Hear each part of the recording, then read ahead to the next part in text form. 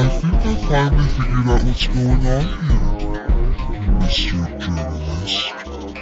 Your apprentice, s𖦹cial, became a celebrity after she stalked him. You're desperate to pin a crime on me because you want to be a celebrity too. The only reason that any of us are in this courtroom today is because you're deeply insecure that your apprentice has accomplished more than you.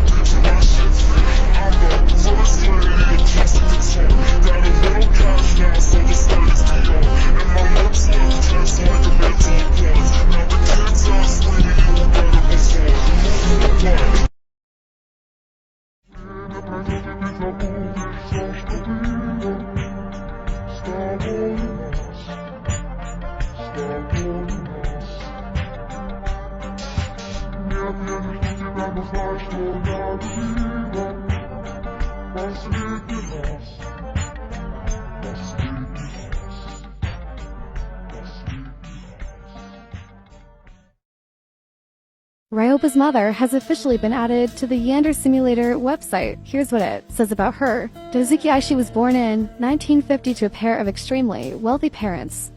Dozuki's mother worked a highly demanding job that required her to frequently travel overseas for long periods of time, which caused her to be absent for most of Dozuki's childhood. Dozuki's mother tried to compensate for her lengthy absences by spoiling her daughter as much as possible whenever she had the opportunity.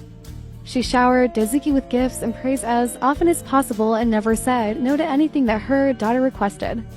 As a result, Dozuki developed into a very spoiled young woman who was accustomed to having everything she wanted handed to her on a silver platter without ever working for it. Like all other members of her bloodline, Dozuki is afflicted with the Aishi condition, a disorder which causes her to feel a perpetual sensation of emptiness as if something crucial is missing from her life. In 1977, while attending high school, Dozuki came into physical contact with a young man whose presence could mysteriously alleviate the symptoms of her condition, dubbing this young man her senpai. Dozuki was determined to turn him into her lifelong companion. However, there were other girls vying for his attention, and Dozuki had no experience with romance. It appeared as though wooing this young man would require hard work, which Dozuki was firmly opposed to. As usual, Dozuki went crying to her mother and begged her for a solution.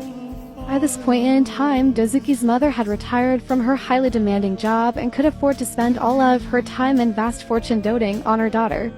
She decided that the most efficient way to fulfill Dozuki's needs was to kidnap her senpai, break his spirit, and turn him into a sort of pet. To accomplish this, she would need two things: time and privacy. In Japan, homes typically do not have basements due to earthquake concerns, flooding risks, and cultural preferences. Dozuki did not wish for local authorities to be aware that she was adding a basement to her home, since it would only be used for illegal purposes and could be a liability for her in the event of a police investigation, and so it was constructed in complete secrecy with the assistance of foreigners who were paid handsomely to stay silent about what they were building. Despite the numerous difficulties in accomplishing this task, the basement was constructed within a year's time.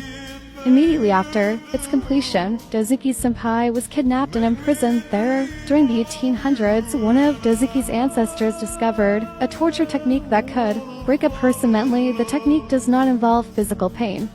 It would be most accurate to describe it as a form of hypnosis. The Aishi hypnotizes the victim into thinking that they are experiencing various types of extreme physical torture. Having their fingernails torn out, having every bone in their body broken one by one, having their organs removed from their torso, being lit on fire, being drowned, etc. In reality, absolutely nothing is happening to the victim. However, in the victim's mind, they are undergoing all of the most physically painful experiences imaginable. Throughout this process, the Aishi is also doing something else, giving the victim hope that they can escape and then yanking the hope away. The cycle of providing hope and squashing hope gradually conditions the victim to believe that there is no reason to consider resistance or imagine a better future. Once the victim is completely convinced that there is no hope and that their life is already over, their mind enters a malleable state where they can be reshaped into anything their captor wishes for them to be, even a pet. This is exactly what Dozuki did to her senpai. She deliberately transformed him into a shell of a man with no will of his own, a mind-broken slave. With her mind-broken husband at her side, Dozuki's easy life continued as before. She lived as selfishly as possible, relied on her doting mother for all of her needs, and never worked a day in her life. In 1971, she gave birth to her first daughter, Ryoba. Dozuki had absolutely no interest in childbearing and let her mother and husband raise the child while doing only the bare minimum amount of work that was required of her. In 1976, she gave birth for the second and last time. Ryoba, who resented her mother for being lazy and selfish and did not want to see her grandmother's workload increase, took it upon herself to care for her younger sister. For many years, Dozuki, her mother, her father, her husband, and her two daughters all lived under the same roof. However, once Ryoba found her own senpai and eventually brought him into their home, Dozuki decided that the house had become too crowded and that it was time for a change. However, instead of simply kicking Ryoba and her soulmate out of the house, Dozuki decided to relocate to Tokyo. She, along with her parents, husband, and daughter, moved out of Giraza town, leaving Ryoba and her senpai alone together in their old house. Now, residing in Tokyo, Dozuki continues to live comfortably and selfishly, with her elderly mother still taking care of all her needs.